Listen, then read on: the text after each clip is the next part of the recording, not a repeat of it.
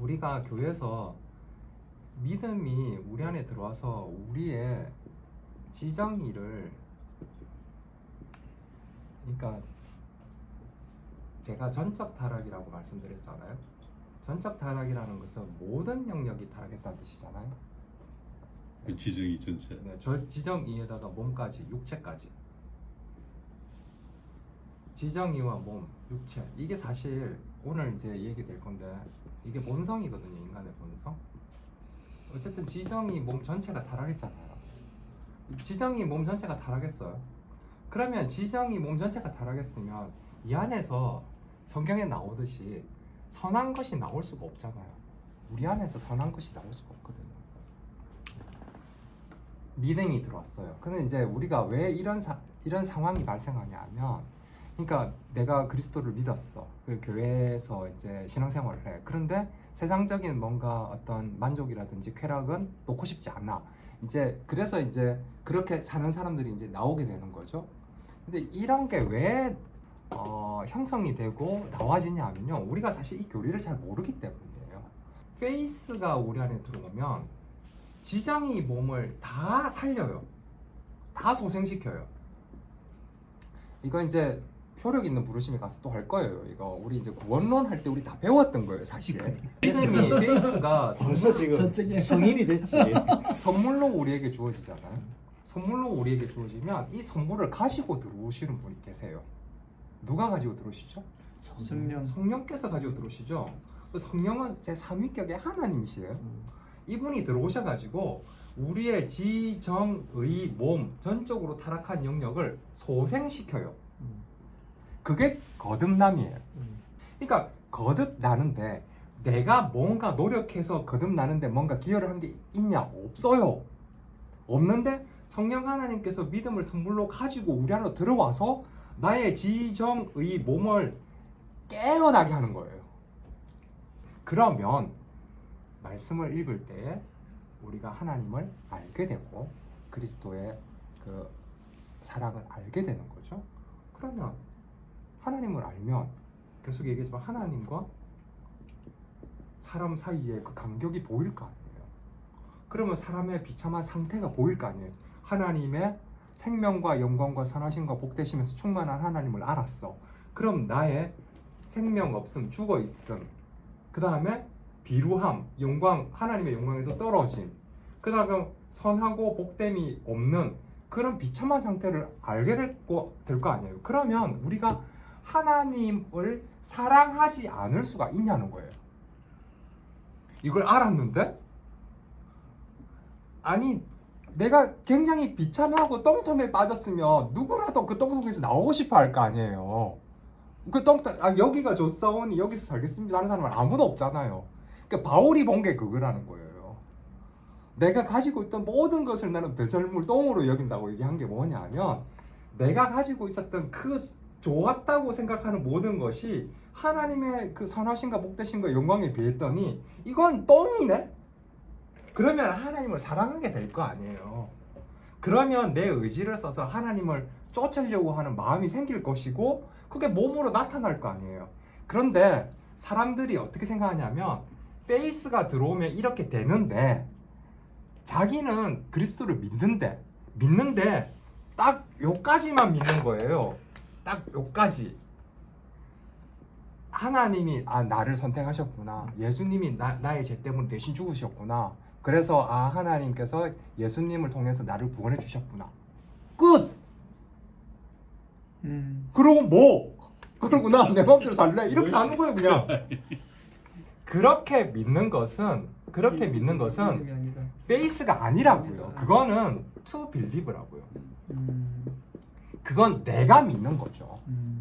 내가 믿는다고 생각하는 것이고, 하나님이, 성령 하나님께서 선물로 가지고 들어오신 이 페이스는 모든 영역을 소생시킨다니까요. 그 모든 영역을 소생시켜서 행실이 나오지 않는 믿음이 있을 수 있냐? 제가 없다고 얘기했잖아요. 페이스를 받았는데 행실이 없어? 그래서 야고보 사도가 그렇게 얘기한 거예요. 춥고 배고픈 사람한테 가서 너 집에 가서 몸 따뜻하게 하고 밥해 먹어 라고 얘기하는 건 죽은 믿음이라고 얘기한 거예요. 그건 믿음 아니지 않느냐. 행실이 없는 믿음은 죽은 믿음이야. 그럴 수 없다는 거예요. 그렇게 안 된다는 거고. 그러면서 우리가 교회 공동체 안에서 자기는 그리스도를 믿고 있다고 얘기하는 사람들은 스스로 속는 사람이에요. 그래서 그 얘기가 나오는 거예요. 스스로 속는 자들이 있다고요. 스스로 속는 자들은 자기가 믿고 있다고 진짜로 생각해요. 그런데 하나님 앞에 가면 내가 너희를 도무지 모르겠다 라고 얘기하는 거예요. 왜?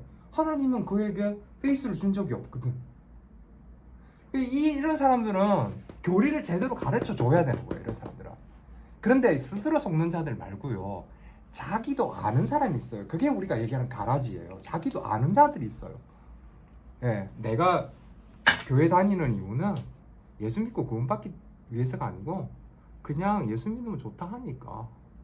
예, 그리고 여기 오니까 뭐 잘 돼 있네.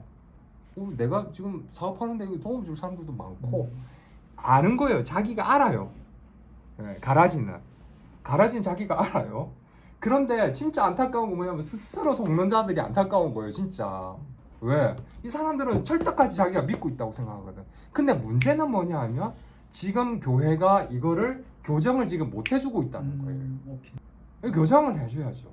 이 믿음이 우리에게 주어졌어요. 그런데 이 믿음이 쉽게 얘기하면 너무 작아요. 믿음이 너무 작아요, 집사님. 믿음이 너무 작으면 여전히 내가 내 힘으로 살려고 하는 의지가 발동이 되겠죠. 그죠? 그리고 내가 뭔가를 내 노력으로 뭔가를 갖다가 이렇게 해서 뭔가 이렇게 선한 일을 한다든지 아니면 교회에 헌신한다든지 봉사한다든지 그걸 하지 말라는 게 아니고, 그러니까 자발적이고 참 어떤 기쁜 마음으로 하는 것이 아니고 의무감에서 네, 의무감에서 하려고 하는 그런 거 꼭 있잖아요. 백팔배 하듯이 네, 그러니까 이렇게 해야 하나님께서 기뻐하실 거야, 이렇게 해야 하나님께서 나에게 상 주실 거야 라는 어떤 생각들을 가지고 이제 하게 된다는 거죠. 근데 만약에 그게 믿음이 안 들어왔는데 그렇게 한다면 그건 전부 다 사실은 헛것이지만, 믿음이 들어왔는데 믿음이 너무 작아서 내 안에 믿음의 씨가 있는 줄 모르는 상태에서 그렇게 하는 사람들이 있을 수 있잖아요. 많을 것 같은데요. 그렇죠. 저도 많을 것 같아요, 사실. 구분이 잘 못. 그렇죠. 구분이 잘 안 돼요, 그거는. 구분이 잘안 돼요. 안 네. 되지. 그래서 집사님처럼 나는 이렇게 이걸 이제 두부 자르듯이 이렇게 탁 잘라서 이제 얘기를 하니까 나는 페이스가 아니고 투 빌리브 하고 있는 것 같은데 라고 생각이 들 수도 있을 것 같은데, 실제로는 우리 안에 하나님께서 페이스를 주셨지만 우리가 사실은 이 페이스를 이 믿음은 잘하거든요. 믿음은 잘합니다. 아까 제가 의는 정가가 되지만 믿음은 은혜는 주입이 됩니다. 이 믿음은 우리 안에 들어와요. 그리고 우리가 이 믿음을 성장시켜야 되는 거예요. 성장시킬 책임은 우리에게 주어졌어요. 그러니까 나 가만히 있을래. 그럼 나 성장시켜줘가 아니고 우리에게 성장시켜야 될 책임은 주어졌어요. 그럼 어떻게 성장시키면 되는데? 그래서 말씀과 기도와 성례가 나오는 거예요. 은혜의 외적 방편. 이 논리가 지금 계속 반복되고 있어요. 그래서 목사님들이 계속 말씀과 기도를 강조하시는 거예요. 왜? 말씀과 기도를 통해서 우리가 말씀을 읽을 때 말씀 안에서 성령께서 일하신다. 성령께서 혼자 일하시는 게 아니고 성령은 말씀과 함께 일하시거든요. 그래서 말씀을 자꾸 강조하시는 거예요. 그래서 우리가 말씀을 갖다가 많이 읽고 들어야 되는 거예요. 근데 사람들은 여기서 이제 또 오해하는 게 뭐냐면, 읽고 들어야 된다니까 그냥 성경을 글자로 읽는 거예요. 글로 읽는 게 아니고 글자로 읽는 거예요. 글자로 읽고 이해를 하든 못하든 자기는 성경을 읽은 거야. 글자로 읽으면 성령께서는 일하시지 못해요. 글로 읽어야 돼요. 그래서 하나님께서 그 글을 주신 의도와 목적이 있으실 거 아니에요.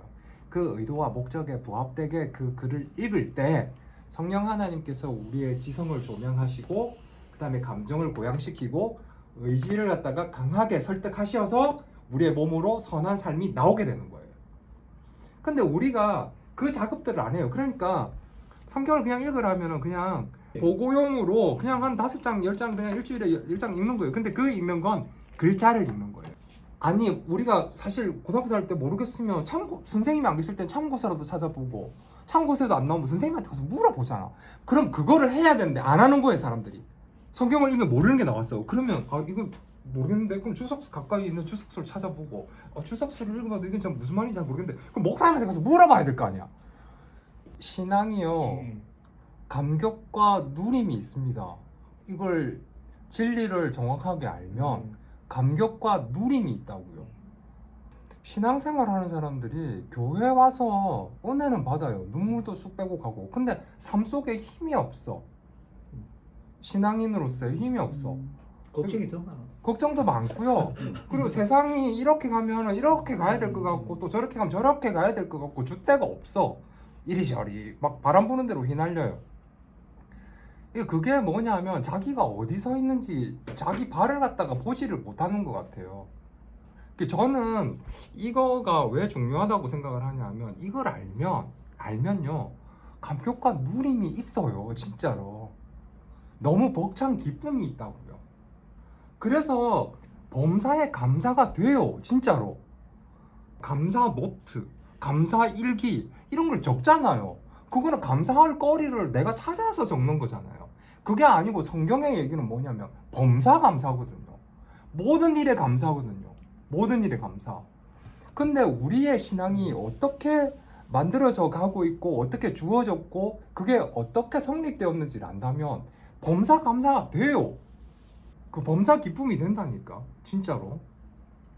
그게 안 되기 때문에 사람들이 자기에게 환난과 고난이 오면 그 환난과 고난에 빠져가지고 허우적거리는 거예요.